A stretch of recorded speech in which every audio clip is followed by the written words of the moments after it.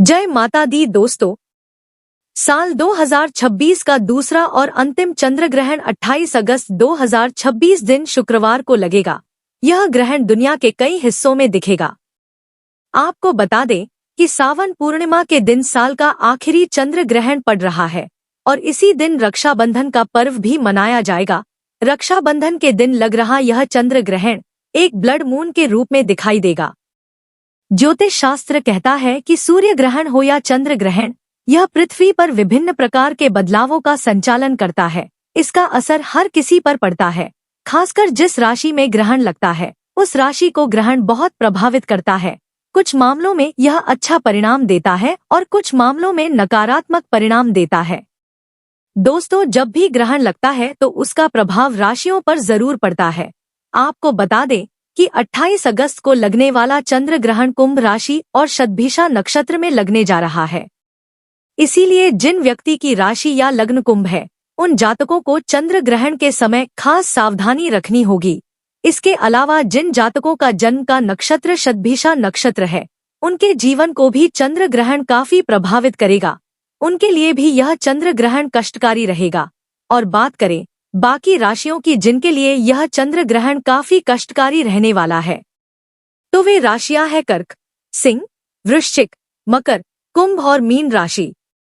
दोस्तों, इस चंद्र ग्रहण के प्रभाव से इस राशि के लोगों की बुद्धि भ्रमित होगी, जिसकी वजह से आपके निर्णय गलत हो सकते हैं। आय के साधनों में कुछ रुकावट आ सकती है और यह प्रभाव अगले 15 दिन तक रह सकता है। इसलिए आने वाले समय में पैसा इन्वेस्ट करने में सावधानी बरतें और साथ ही आपके जीवन साथी के स्वास्थ्य पर भी असर दिखाई देगा। इसके अलावा आपके लाभ में भी कमी आएगी। आर्थिक परेशानियों का भी सामना आपको करना पड़ सकता है। व्यर्थ के विवादों से बचें। संतान संबंधित चिंताएं हो सकती हैं और वैवाहिक जीवन में भी कुछ उतार चढ़ाव देखने को मिल सकते हैं।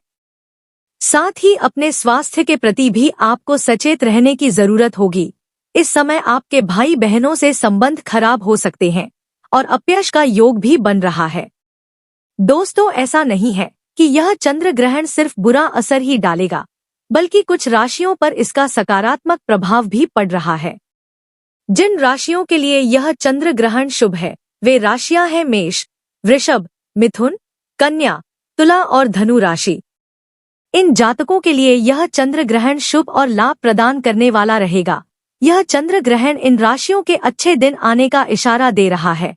जल्दी ही इन्हें बड़ी परेशानियों से छुटकारा मिल सकता है। साथ ही इन राशियों को धन प्राप्ति का योग भी बनने जा रहा है, जिससे इनकी आर्थिक स्थिति बहुत अच्छी होने वाली है।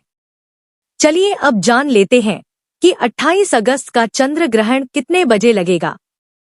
तो दोस्तों, भारतीय समय के अनुसार इस चंद्र ग्रहण का उपछाया में प्रवेश 28 अगस्त 2026 को सुबह 6:54 पर होगा और ग्रहण का प्रारंभ सुबह 8:04 पर होगा और ग्रहण का मध्य सुबह 9:43 पर होगा और ग्रहण की समाप्ति सुबह 11:22 पर होगी और उपछाया की समाप्ति दोपहर 12:32 पर होगी।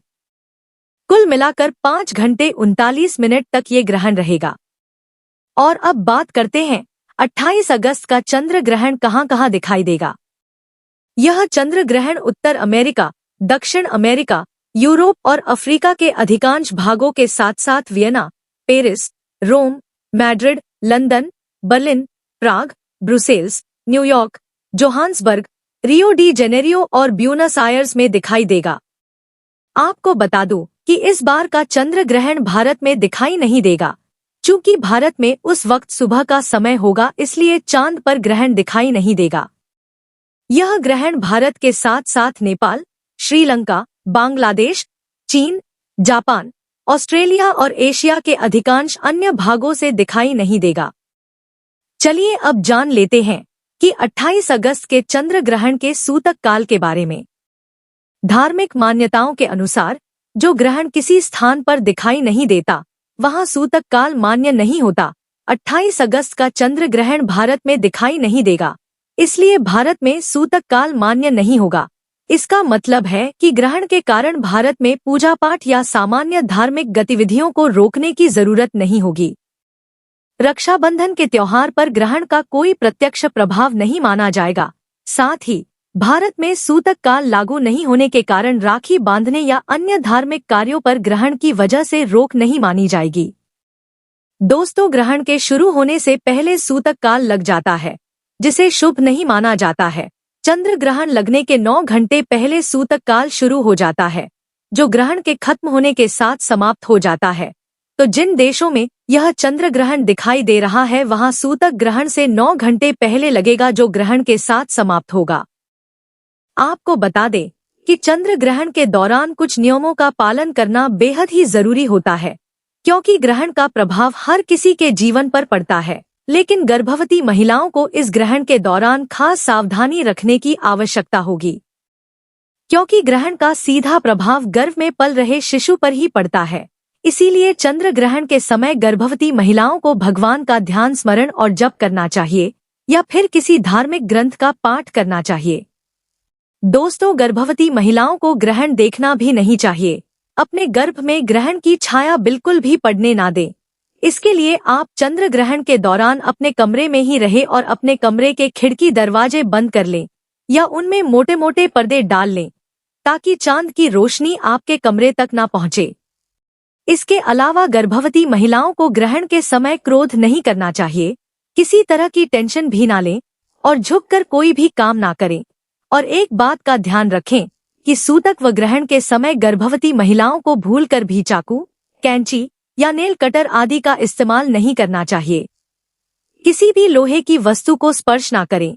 आपको बता दें कि सूतक व ग्रहण काल के समय खाना पीना आदि भी वर्जित होता है, किंतु गर्भवती महिलाओं के लिए इसमें छूट दी गई है। वह अपने खाने और पीने की चीजों में सूतक लगने से पहले तुलसी का पत्ता डाल लें। इससे उस भोजन व जल में ग्रहण का दोष नहीं लगता है।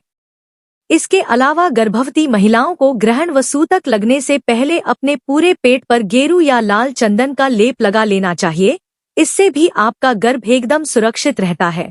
साथ ही सूतक लगने से पहले आप थोड़ा सा गंगाजल भी अवश्य पी लें और अपने पास एक नारियल भी अवश्य रखें। इससे भी वायुमंडल से निकलने वाली नकारात्मक किरणों का असर आप पर या आपके होने वाले शिशु पर नहीं पड़ता है। इसके अलावा ग्रहण लगने से पहले सभी लोगों को कुछ बातों का ध्यान रखना चाहिए, जैसे ग्रहण लगने से पहले स्नान करना चाहिए और जब ग्रहण समाप्त हो जाए तो गंगाजल डालकर स्नान अवश्य कर लें। इसके बाद अपने घर को और अपने पूजा घर को भी गंगाजल छिड़क कर शुद्ध करें और यदि आपके घर में तुलसी या शमी का पौधा है तो तुलसी और शमी के पौधे को भी गंगाजल छिड़क कर शुद्ध अवश्य करें।